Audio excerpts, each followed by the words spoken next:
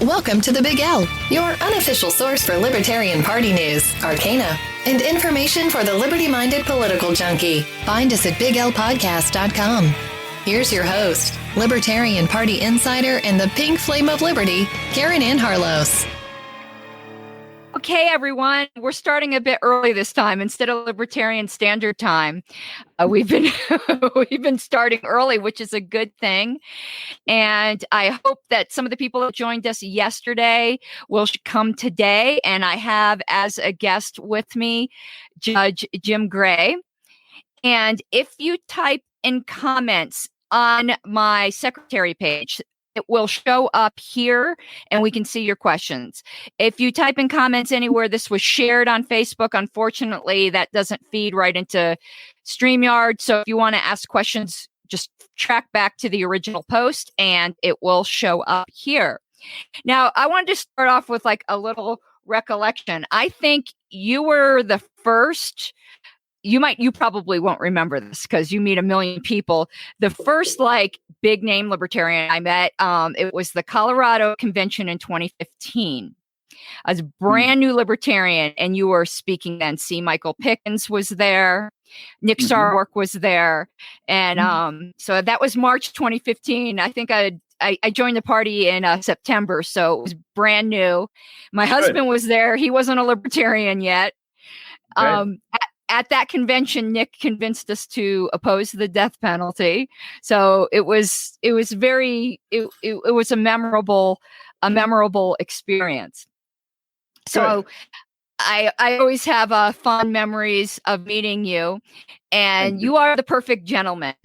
I know we disagree on some things, just like I'm a radical and you're much more moderate, but there's all kinds of libertarians out there. I don't believe in the circular firing squad. Caryn, we're libertarians. I believe in competition. I believe that we should be able to discuss anything. We shouldn't yell at each other. I don't have all the answers. If I find someone that has all the answers, I run as fast as I can in the other direction. But we can compare notes. I've been making some calls today and was talking with people that were supporting a different candidate. And we just had an open discussion and I got educated as to various pros and cons. I think it's really important. And our country has just gotten away from that. We're polarized. We've seen it with the R's and D's that, if the Republicans really push for such and such, and then all of a sudden you get a new administration and the Democrats now take that over, the Republicans will be against it. I mean, that's just not who we are.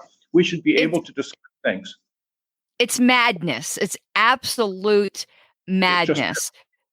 It's just not the way our country should be. And by the way, if I played a small part in bringing you into the Libertarian Party, that makes me proud because you are a stalwart. Definitely. I told you, I'm gonna tattle because I told you this before we went on the air, but you do an awful lot of things for us all that are unknown or maybe underappreciated on behalf of us all, Caryn Ann. Thank you. Just flat out, thank you. And that really warms my heart because you know how it gets. That sometimes, I told this to Phil yesterday. I didn't become a libertarian by talking to libertarians. I'm one of the few that all I did was read the platform and I switched my party registration on the spot. I didn't meet another libertarian for 3 months probably. And I'm glad because I think if I met some right away, I might have ran away. I had studying on my own period.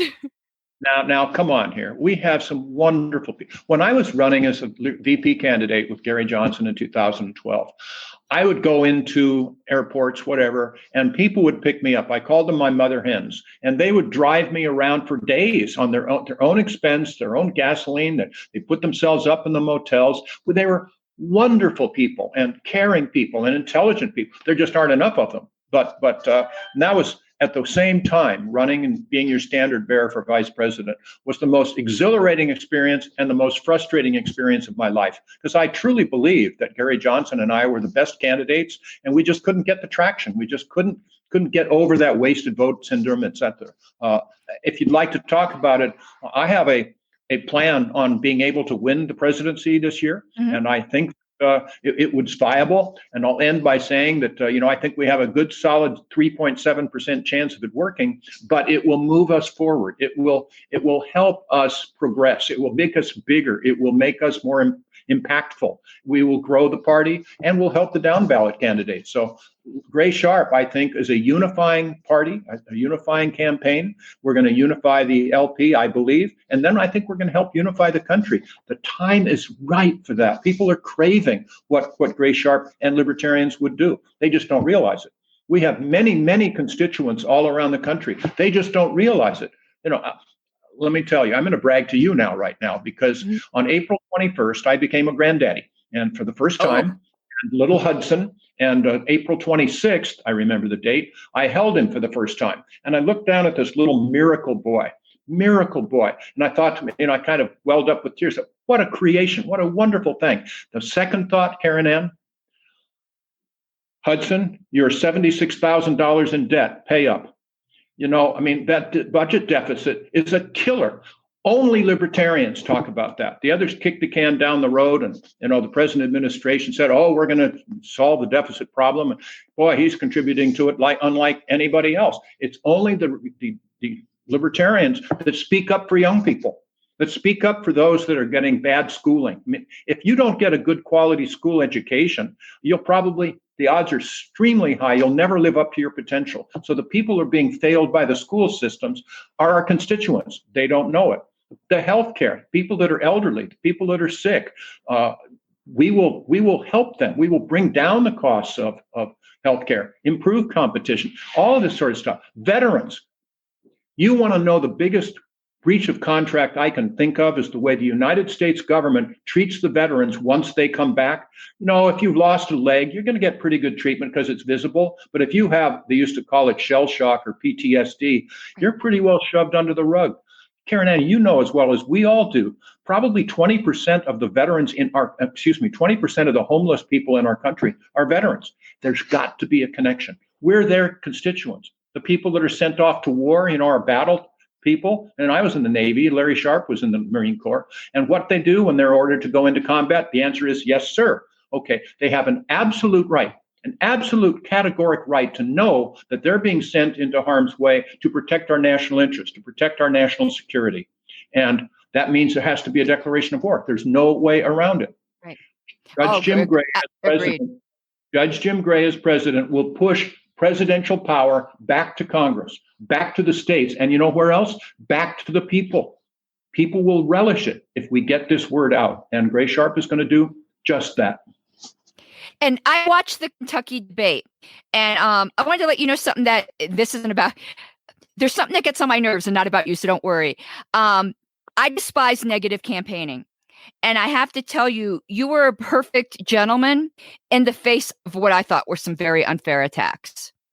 So thank you for that. And I wish we would not do that.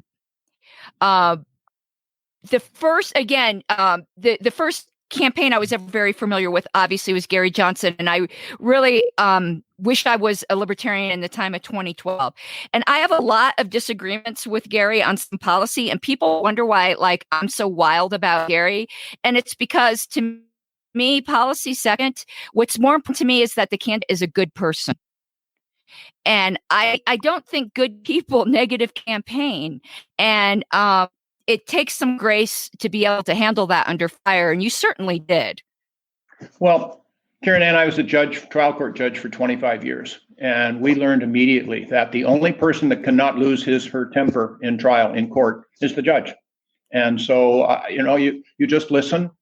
Sometimes when I'm doing mediations, trying to help people resolve their cases voluntarily, I put myself in what's called the O zone. So, what do you mean? Well, my daughter had some problems growing up, doesn't everybody? And so I was talking with the child counselor, and he said, Mr. Gray, what you need to do is put yourself in the O zone when you're talking with your daughter. I said, what do you mean? Oh, responsive, but it's non-committal. And so I do that as well, and on the bench when I'm dealing with people, trying to resolve their cases, and also pretty much, you probably saw it in the Kentucky debate that okay, you can do this if you want to. I'm just not going to go there. That's just not who I am. But thank you for that. I really wish we'd commit to that as a party, just in general, because I think it's up to us to change the level of discourse in the country. You mean to be adults? Is that you're not saying that, are you? I'm saying that, but also to be kind, because even children can be kind. We've had some people say that libertarian is an act of love, and I was in the Peace Corps. I care about people, and I say that, and then people start listening. But libertarian really is. We've been done a disservice, or we've done ourselves a disservice for decades. You probably agree with this as well. We've allowed other people to label us. And so if you say the word libertarian to 100 people, probably 85 of them are going to say, use the Ian Rand phrase, greed is good. Well, it was fine for selling her novel, but basically what she meant is you act in your own economic self-interest, so does everybody else, and good things happen. I mean, that's so you're acting greedy, you're acting in your own economic self-interest. But, we're all on drugs or free drugs. No, I've never used marijuana. I've never used any illicit substances. Or you're into survival of the fittest, or no government at all. Or the answer is no. So I've been trying to what I call mainstream the word libertarian, because libertarians are the only mainstream party in the United States today. We are financially responsible. Hey, what a concept! At all levels of society, including government, by the way. We're live and let live. We are, in effect, don't tread on me. Well, come on, don't tread on anybody.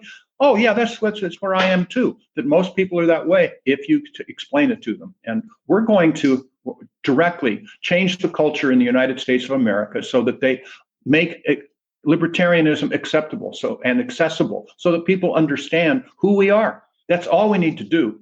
By the way, having a striptease on national television at our national convention was terribly harmful, just terribly harmful. And I was there. I still hold myself a little bit responsible. I should have taken off my jacket, gone up to them, and just escorted him off the stage. I don't know how libertarian that would be, but I should have done that, gathering other people with me. So I kind of regret that. It would have been perfectly libertarian. Let me tell you what okay, I said, when I saw it, this is what I said. This is why we need a hook and a gong at every convention.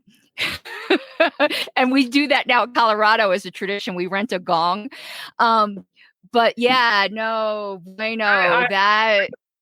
I'm going to disagree with that. I think then who's going to have the gong? So if you don't say something I like, I'm sorry, Caryn Ann, you're gonged out of here. I only want people that agree with me. That's a potential problem. You cut out a tiny bit. Can you repeat a little bit of that? Sure. Be careful what you ask for. Are we okay? It's still cutting out a little. Okay. Maybe it's my fuzzy thing. Now I can hear you. Okay. Well, be careful what you ask for. That, in fact, if you have somebody with a gong, who's going to be in charge of the gong? I don't like what you said. I don't agree with it, so I'm going to gong you out. Nah, I don't think that's such a good idea. So that's it was more of a score, like if we held up our cards. Okay. I do know enough not to cross you. That much I can tell. Oh boy, I'm not that scary. All right. And let me tell you, in the messaging department, what I really love is what Larry does, where he tries to find common ground rather than arguing about don't steal from me or whatever. He go, look, we all want X. We all want better education. We all want better schools, and to come at it that way from a common ground. And I think that's brilliant. That's absolutely brilliant. Larry Sharpe is just a wonderful man. Bright, intelligent, insightful, dedicated. I mean, he's all of those things. He joined the Marine Corps at the age of 17. Interesting thing. But, I went to his website, thesharpeway.com, and watched the Larry Sharpe story. And I kind of got teary-eyed with the story he tells and who he is and what he's overcome and the rest. When he told me he would be my running mate, and that did me in. I had to run because we'd be a great team. Larry Sharpe, I really admire him. And we do have some questions, but I want to run something by you because I think there was something that I had done on one of my podcasts, and to me it was something that seemed obvious, but then people said to me, wow, I never thought about it that way. And I submitted this postulate to people. I said, when people ask the question, but who will build the roads? The typical question, that they're really not asking about the roads.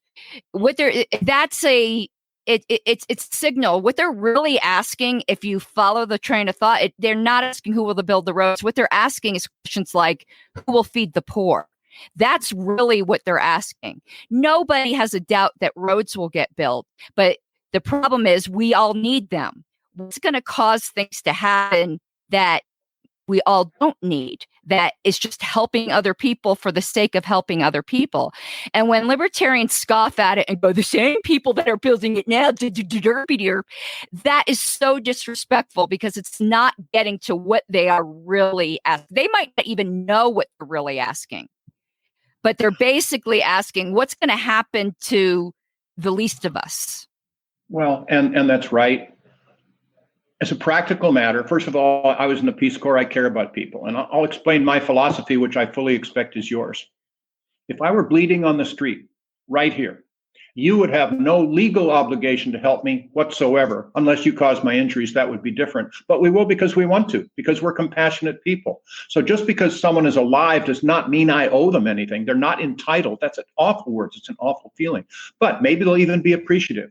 But I would, if I were king, or if I were president, try to set, there's a difference, by the way, but I would try to set up in which institutionally we'd be able to take care of our homeless and, have some form of stipend, some form of money coming to them, doing away with all other welfare. I've explained this before. It's Milton Friedman, so I'm on solid ground. But if they would have automatically money in their ATM account, for example, then the private sector would quickly come up with some form of inexpensive room and board for them that would cost maybe all but $100 of whatever that stipend would be, which would let them have some money for buying personal items. And then they would have an incentive to better themselves, which is totally lacking today.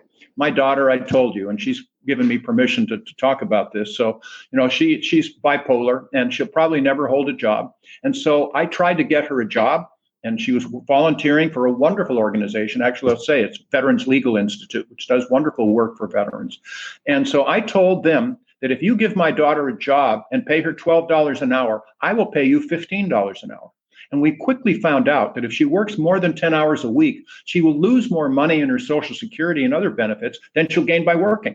That's foolish. But that's mostly the system, mostly the welfare. So I care about people. I want them to have an incentive to earn the extra dollar. I want to get the IRS as much out of our lives as we can. Let's say, 80% out of our lives, which would be a good thing, and set up an institutional program. What we have now with this, and I don't know if it should be a polarizing or controversial. It shouldn't be. I think it's a blight on who we are to have the homeless situation, particularly with women. Okay, if that's sexist, so be it. It bothers me even more to have a woman be homeless than a man. But if we were to have that institutional response, then people would have an incentive to better themselves.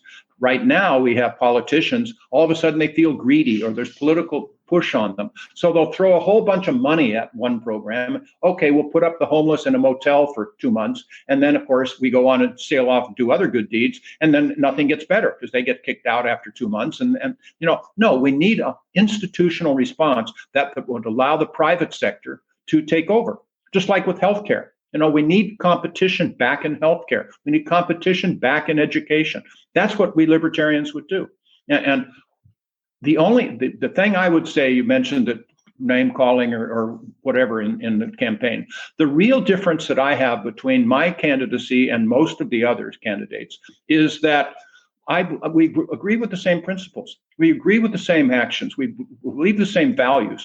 I just want to move us forward. And if they say, you want it now, I want to do away with public schools immediately, or the Pentagon, or whatever they're going to say. That's an all or nothing approach. And Caryn Ann, when people take an all or nothing approach, guess what they get? They get nothing.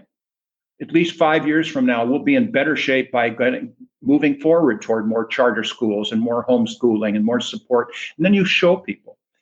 I was in the Peace Corps, like I told you, and I learned one lifelong lesson in the Peace Corps training, which was people will not change their attitudes, change their actions, unless they have what we call a felt need. That is, it has to feel like it's coming from within.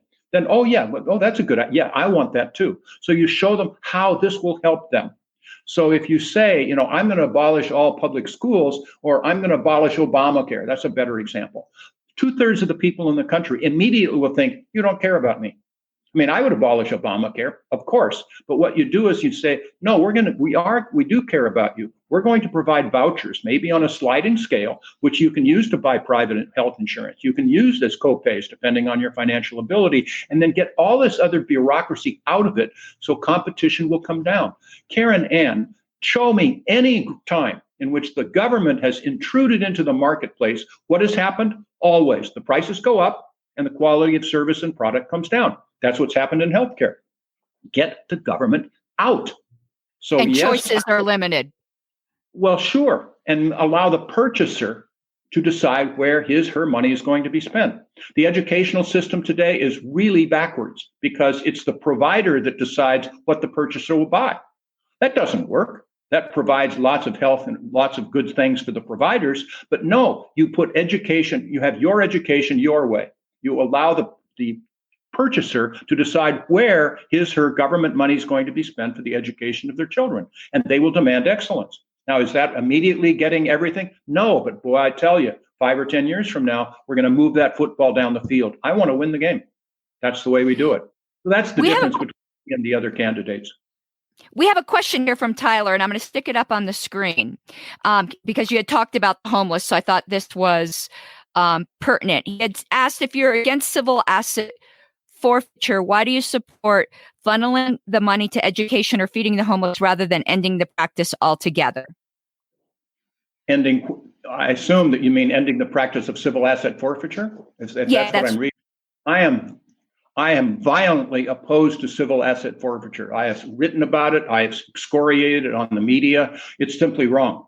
I would allow asset forfeiture. For example, if you're arrested for a drug offense, right now, you can be stopped by the police in most places, and they can say, "Oh, open your wallet."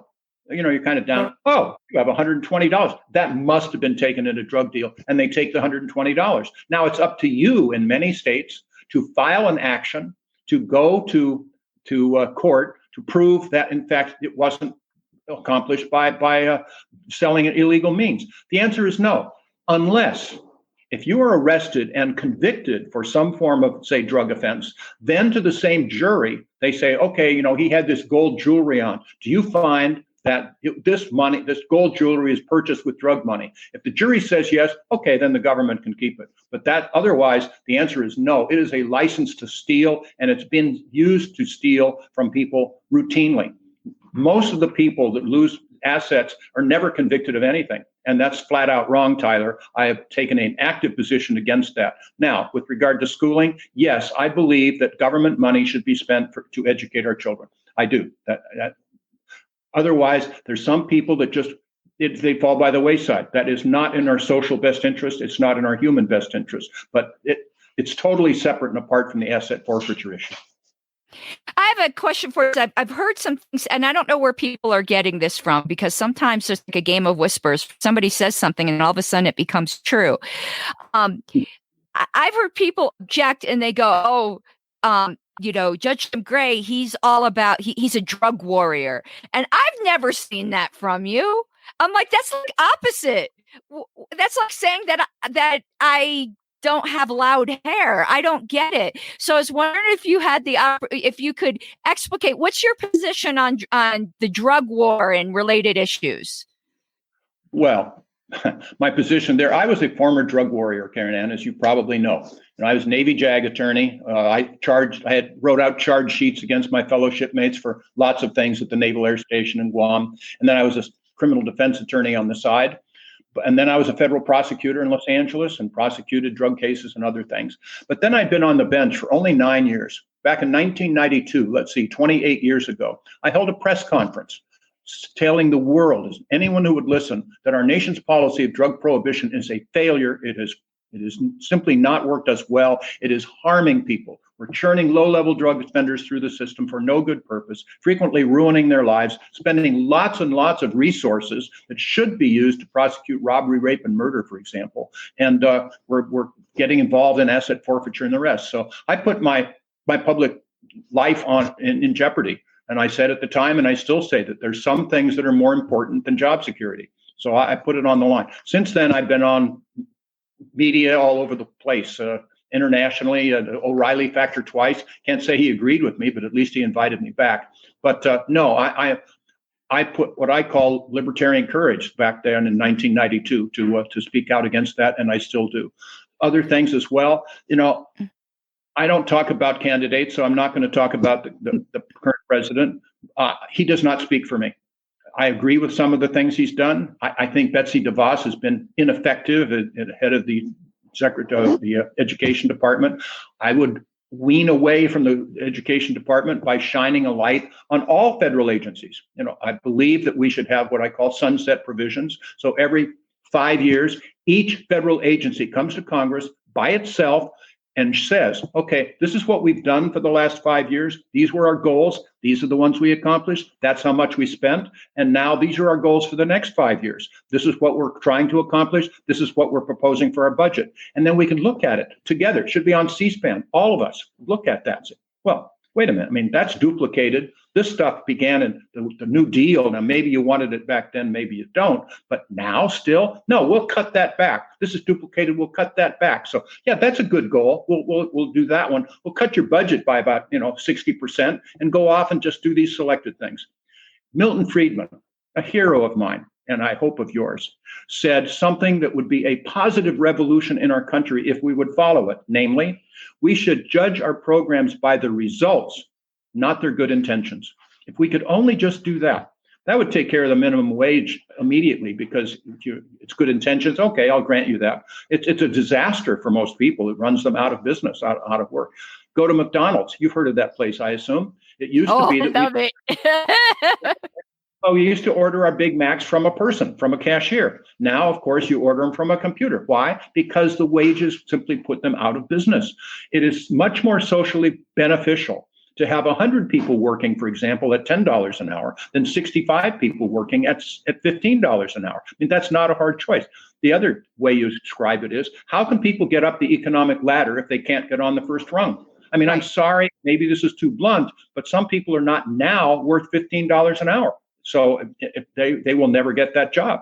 It's just rent control. It's the same thing. You can go through it all over the place. So we will shine a light on these public agencies and show we will try to abolish some. There's no provision in the federal government today to do away with a federal agency except their budget. So if all of a sudden Congress says, okay, we're not going to send a budget for the Department of Commerce. Let's talk about the Bureau of Indian Affairs. One of our industrialists said, and everybody should listen to this, anyone that feels they can thrive by relying on the government should talk to the American Indian. I mean, that's really all you have to say. But look what it's done for them. And by the way, the Irish, when they came over here, they had the stereotype of all being drunks and the rest. We should have had a Bureau of Irish Affairs, don't you think? I mean, it's comical. The Irish have done very well, thank you very much. But so I would do away with, if I could, just by exposing this. The Indians, or the Native Americans, call it bossing Indians around, the BIA. That should be abolished. It just has been harmful. And other federal agencies as well. But if you run for office saying, I'm going to abolish the Department of Education, people are going to say, well, that's scary. You don't believe in educating my children? You need to explain to them. The felt need comes back in. So those are all things. Life is complicated. I'm sorry to be so blunt. You heard it here first, but life is complicated. I actually think, just from, a member of the peanut gallery, for my opinion, that if you were to become the nominee.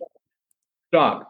Do not think that way about yourself. You're an intelligent lady. You cannot do that in my presence. Now, go ahead, but not with that preface. I actually think leading a lot with your sunset provision thing is a winner. It is. That people don't hear things like that. And I think that would grab a lot of attention. It's an audit. Just conduct an audit on the federal government, on the Pentagon, lots of things, and people will understand that. I ran for U.S. Senate in 2004 as a libertarian, and I would open with that. And, usually I was speaking, of course, to people who are not libertarians, which is kind of the idea, and they'd be nodding their head. Yeah, that, just your reaction as well. Sure, I do that at home. I mean, why shouldn't we do that in other public schools? Yeah, businesses do that. And what's great about it is everyone has an agency they hate. So they don't feel like you're attacking the ones they love. They're like, yeah, we'll get rid of all those ones that I hate. You want to do yourself an act that will be depressing? Please say no. But if you were to try to depress yourself, go Google the words, the Plum book, plum, like the fruit. Ooh.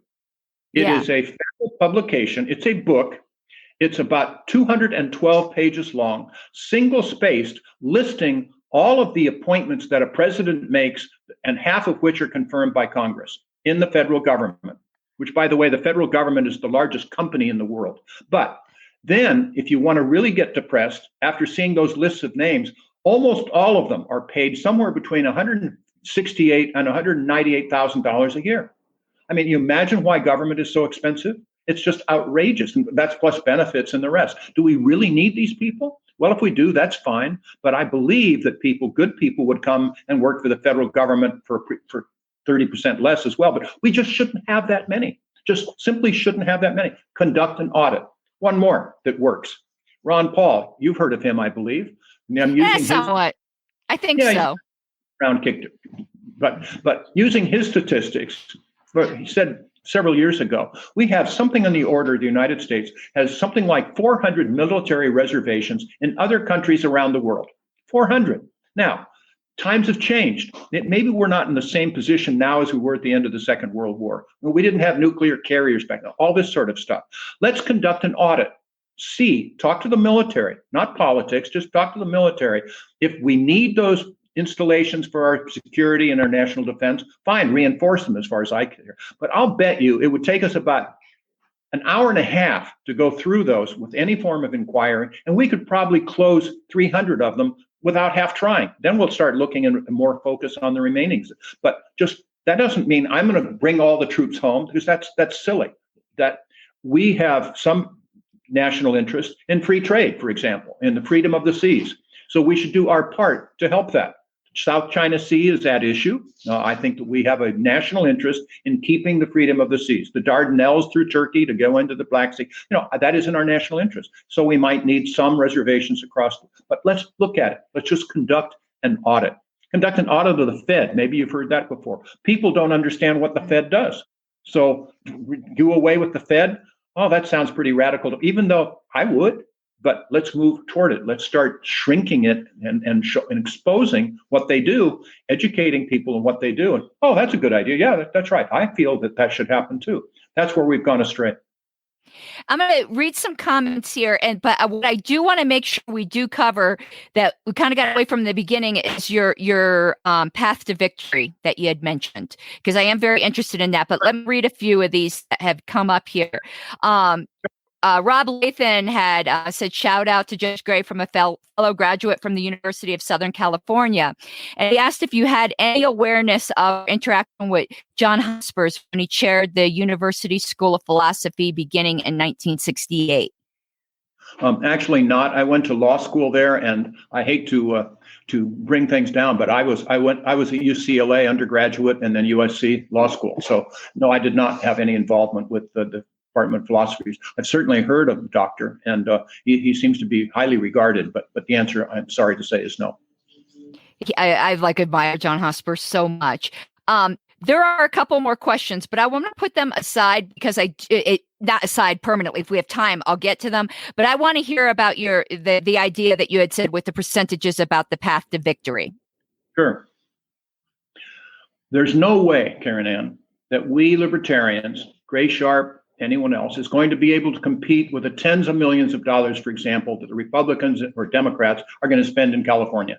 And we just can't compete there, and we won't get much traction there. Or in Texas, Trump's going to win Texas, New York, Biden's going to win New York. So what we're going to do is to concentrate on maybe 5 small independent states. And we'll look at them. We'll spend our time there. Larry Sharpe has already agreed that he and I are going to spend a great deal of time in them. We'll go to their town hall meetings once they're open. We're going to go to their Kiwanis clubs, their grocery stores. We'll look them in the eye, the voters, and say, your vote will make history. That if we can win 2 or 3 small states by getting 38%, 40% of the vote, then we will probably get enough electoral college votes that neither Biden nor Trump will be able to get a majority, which will then throw it to Congress. And then you know full well that no Democrat in Congress is going to vote for Trump and no Republican in Congress is going to vote for Biden, but they're restricted by the Constitution to the top 3 finishers. We will be the compromise candidate. We will, by the way, Ray Sharpe will bring unity to the Libertarian Party, and then eventually will bring unity to America. But we will then be the compromise candidate, and we will be elected. And as I say, I think that's a good, solid 3.7% chance of working. But imagine if we only win one state. I mean, that would be a positive revolution for the Libertarian Party. Forevermore, we're going to see all these maps of the country, and they're going to be the blue states that went Republican or Democrat, and the red states that went Republican. Now, what's that gold state up there? What? I mean, this is Utah or Washington or New Hampshire or wherever. Colorado. Yeah, there you go. I wherever it would be, we'll be happy to have 5 or 6. But also, as an additional thing, we said at the beginning we'll focus there, because as soon as we start polling, 20%, 25% in North Dakota, it's going to get the attention of the rest of the country. What's going on in North Dakota? Who are these Democrats? No, who are those libertarians? Ray Sharpe? Well, let's report on them, and it will start a coattail movement. So I'm just excited by that prospect, and I would hope whomever is the nominee, which I think the odds are good that it will be Ray Sharpe, but whoever it is, I would recommend that they pursue that approach. It's exciting.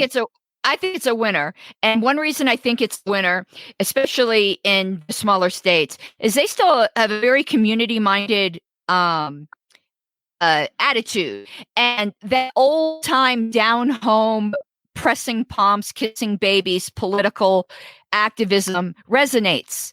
And they have the kind of we're small and scrappy home state pride.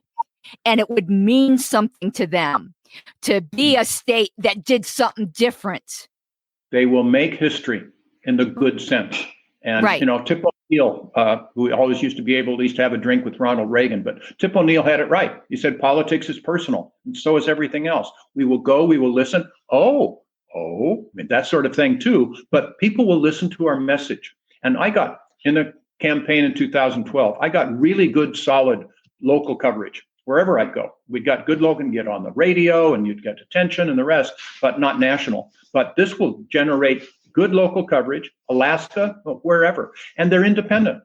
Yep. The smaller states really are independent. They're not so polarized. They're not so, my goodness, tribal. And they feel overlooked. So they've got something to prove. Yeah. Let me tell you, Montana, Wyoming, South Dakota, those states would love to be the center of attention, be like, yeah, California, you think you're badass? We're badass.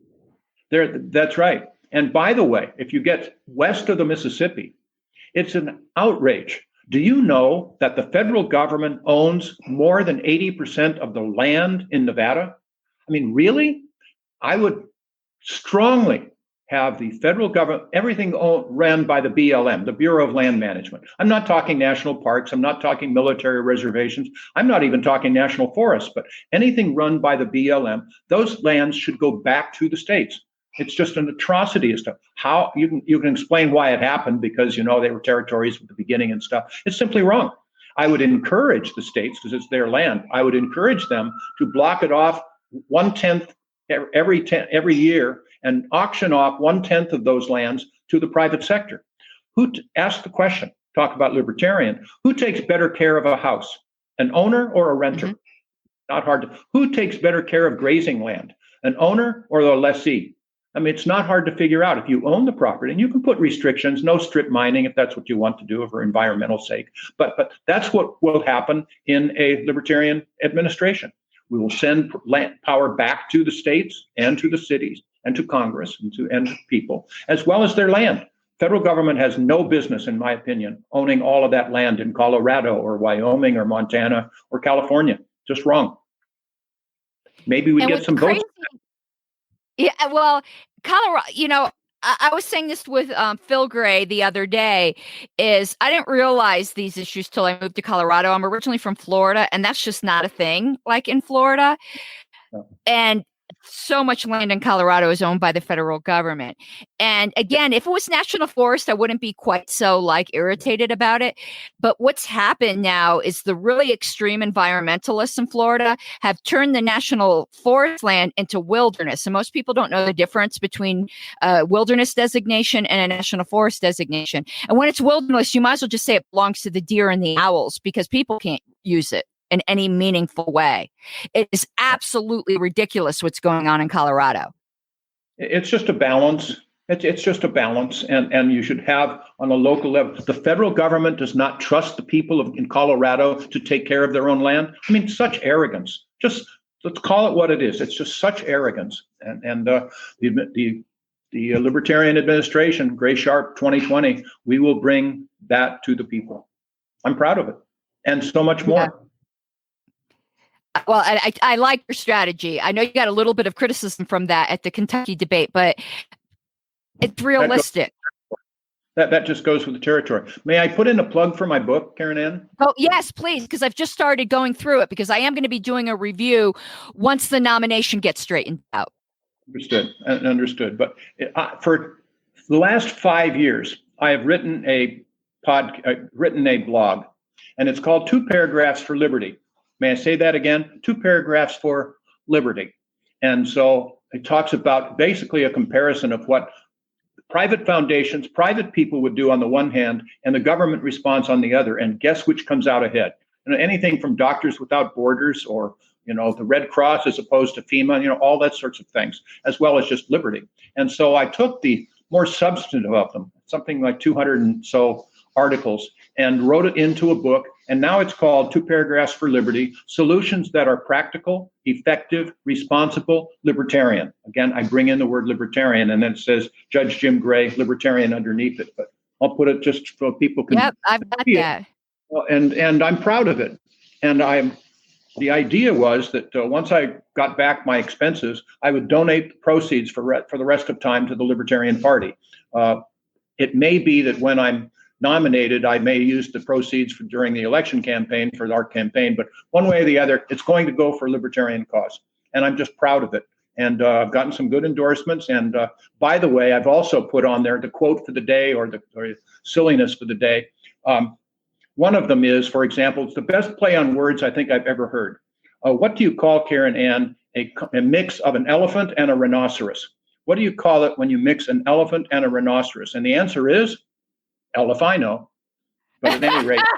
Oh my God, that's terrible. Like that. And of course, you get quotes from Thomas Jefferson where, I don't care if you worship one God, 20 gods, or no God. It doesn't pick my pocket and it doesn't break my leg, which is just the epitome of a libertarian. He was the prototype of a libertarian. So all of that, it's fun. I'm dedicated to the libertarian cause, and I'm proud of it. And anyone who doubts that is just, okay, I'm going to use one. I sometimes get a bit colorful. I go, anyone who doubts that you're not dedicated to the Libertarian Party is just smoking crack. That's the only way I can put it. I mean, that's just. I think I will refrain from saying that, but okay. Yeah, I can say it. Now that you just. Some other questions came into my mind because something that's some people don't agree with me on this, but I think it's very important that all candidates, not just the top of the ticket, but that they use the word libertarian on their materials and in their campaign. And if you're the nominee, what's your view on that?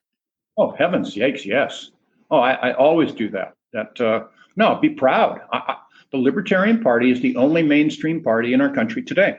What's the difference between the libertarians on the one hand and all other political parties? Libertarians do not want to profit by being involved with government. And that's about as straightforward as you can make it. I want to level the playing field for everybody. We're not going to give rebates to or bail out any companies. You make bad decisions, or life sometimes happens. Sometimes we have pandemics. I'm sorry. We're going to reduce. Anytime you have government involved in that sort of thing, it's arbitrary. It's arbitrary. We have this $2.2 trillion. Now, remember my poor little grandson, Hudson, that he's going to have to pay this back. But so the Department of the Treasury that has a slush fund, which is exactly what it's called, of $500 billion to give to different companies. Guess which ones are going to receive it? His cronies, the ones that are going to support the administration. I mean, it's our money. You go back to Alexis de Tocqueville, 1820, that sort of thing, Democracy in America, we all read it in school. And Tocqueville said, this democracy is a new experiment, and it's going to succeed until the elected officials figure out that they can use the taxpayers, the people's money, to buy their votes. That's where we are today. We are there. I'm using the taxpayer money to buy your votes. I'm such a good guy, so support me. Libertarians do not do that. They don't even think that. That's called basically for the people. We can shrink government down enormously by auditing, by showing what's going on. That's where it is. Here's what I say as we're coming up. I want to do and get some of these more questions answered, and then give like the last 3, 4 to 5 minutes for you to plug why the delegates should pick you. I wanted to give you that last bit, but let's do like a little bit of a lightning round of some of these questions. Here's one that intrigued me because it's off the beaten path. Tyler asked, as president, would you violate the top secret laws and finally disclose our government's information in regards to extraterrestrial life? Okay. The answer is no, I will not violate the laws. But yes, I will get the laws changed so that people can hear the truth. However it is, however it comes out. Whatever it is. That's right. That's right. Either it's all wet or there's something I don't know. I will not violate the laws, but I will cause them to be changed. Do my best. Yes. And Tyler always has great questions. Last night he did too. He also asked, in your view, does the federal government have the power to prosecute crimes other than treason, or should that power be left to the states? You're breaking up a little bit. Prosecute other than treason? Yeah. Does the federal government have the authority to prosecute any other crimes other than treason? And should all those other crimes be left to the states? Okay. The answer is yes. Counterfeiting, I think, is a federal offense. I would, for example, try to repeal the Controlled Substances Act. I would take marijuana immediately off the substance and allow each state to decide how to do it, and then try to repeal the Controlled Substances Act, allowing each state to decide how best to serve and protect its people. So if Indiana, for an example, decided that they were going to stay prohibiting heroin, whatever, and if somebody from Illinois smuggled heroin into Indiana in violation of its laws, I think putting things over the state border is a federal offense. So yes, I would do that. We have federal banks. I think the locals could probably handle bank robberies, but there are some things, some national frauds.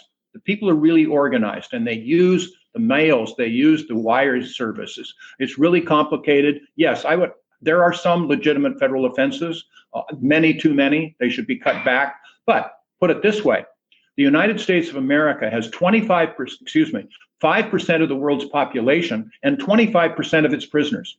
And it was Senator Jim Webb, who was a Democrat from Virginia, a U.S. senator, said when faced with those statistics, either we're the most criminally oriented people in the world or we're doing something wrong. Which do you think it is? And of course, that answer is obvious. We over-incarcerate. We even if you're good for some offense, you're sent to prison for just ridiculous amounts of time. Enhancements, 3 strikes and you're out, all that sort of stuff. So we will audit those. We will focus a light on those. Caryn Ann, I will take the position that we have tens and tens of thousands of people in our prison system today that shouldn't be there. And I'm a pretty conservative person. I'm in the responsibility business, prosecutor, judge, the rest of that. Shouldn't be there. Geriatrics that couldn't hurt you even if they wanted to throw their walkers at you. I mean, I would never let Charles Manson out of prison or Sirhan, that sort of thing. Most of them, so you sold a ton of marijuana, which is a lot of marijuana. 10 years is a long time. They're getting 30, 40, 50. I mean, it's silly. So we would go through and shine a light on all of those things. It's not going to make us less safe. In fact, it'll make us more safe because we'll be able to spend these resources on prosecuting robbery, rape, and murder. So things are connected, but I will shine a light on those things. Nobody's going to challenge my criminal justice credentials. I mean, nobody's going to be able to. So they have to listen to the message. That's what happened in 1992 when I held that press conference. They couldn't say, he's out smoking dope. I've never used any illicit substance. Don't want to, won't. But they had to listen to the message. I have those credentials. There's no one in this presidential race that has my background and my credentials. They just don't, from any party. And I will bring that sort of approach. I'm not doing this for myself. I'm older enough. I very likely would not run for re-election. I'd have probably nominate Larry Sharpe. But one way or the other, I care about my country. I'm still in the Peace Corps. I still want to do what's best for our people. Excuse me. Yeah, I swallowed spit the wrong way. That's ridiculous. I thought you choked up when you were hearing my talk. There was a question that was asked yesterday that I like to ask everybody because this is always, it's libertarians, how do you think a candidate should handle when they disagree with the platform? Because nobody agrees with the platform 100%. I don't agree with the platform 100%, and I'm pretty hardcore. Let's pick your battles. I think most of the things in the platform I agree with, and so do my fellow candidates. The disagreements that we have is how best to get there. Again, all or nothing, you get nothing. If you do it slowly, you approach it, then people will understand more. I think that's the biggest difference. Some of them are controversial, but basically, I'm in agreement within reason. It kind of depends how you read them, but you pick your battles elsewhere. Do you think it's reasonable to say, you remember with Gary last term, the whole bake the cake controversy? Now, I'm not getting into whether his view was right or wrong. Do you think it would have been reasonable for libertarians to expect him to say, this is my view, and this is why I hold it? It's not necessarily the party's view. Because it seemed to me with that particular issue that a lot of the public was a bit deceived about what the party actually thought. And I'm usually very careful. I don't want someone to be misled. If they want to come to the party, I want them to be eyes wide open, to really know what they're getting into. And I tended to think I don't tell any candidate you've got to follow the platform 100%. But I don't think it's unreasonable to say, please differentiate your views when you have something that's a little bit different. Well, and that's fair. Look, I wrote something maybe 2 years ago called One Man's Libertarian White Paper. And at the beginning of that, I said, no one speaks for the Libertarian Party. Not me. These are just my views. But I said, what will the world look like in a libertarian approach? And who are the winners? Who are the losers? Well, the winners are the young and the elderly and all that sort of thing that we were talking about. The losers are the bureaucrats and the people that gain by being involved in government, the cronyism, the teachers that can't teach, that sort of thing. It's on my website. If you want to know what Judge Jim Gray thinks about virtually anything, I have written more about the issues than any presidential candidate in history, I'll bet you, including James Madison. I wrote a weekly column in a local newspaper for 3 years. I've written my blog for 5 years, and it's out there. 4 books, 2 musicals, numbers of law review articles. One of them musicals. That intrigues me. Okay, I have just a couple of minutes. Let me do something I did at the Libertarian Convention in Mississippi and the Libertarian Convention in California.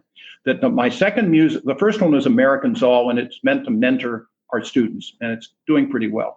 The second one is called Convention, the Birth of America, and it talks about the Constitutional Convention. Ben Franklin is our moderator, and we have all the delegates there. And by the way, we hold them accountable as well. I have one song that's as good a song as I've ever heard, and that's called "What About Me?" Where originally the delegates are all excited. Oh, freedom is what we live for. Brotherhood is what we live, and all that sort of stuff. And then you have a picture of a slave. Well, what about me? You build your mansions on my back. About me. And you have a woman, probably Abigail Adams, who says, well, cooking, cleaning, and sewing, why should I rejoice? I can't go to get own property. I can't go to school. And then you have a Native American who says, you are building, we allowed you onto this land, and now you leave us with only the crumbs. You soil your destiny. What about me? And finally, a blacksmith that says, well, you're the landed class. Well, how about helping me out here? You're the well-bred, well-fed, well-read, well-wed. Why you always live in secrecy? Well, I bleed, I need, et cetera, et cetera. But at the end of this, then we come to a finale, and we talk how we have accomplished what we've accomplished in the last few years. And after the curtain goes down, then the curtain comes back up again, and we have an encore. And Ben Franklin comes out, and he motions George Washington out with him and says, George, throughout this convention, didn't you think there was some eavesdropping? And George says, wow, drop your eaves. That's got to hurt. But no, look at these.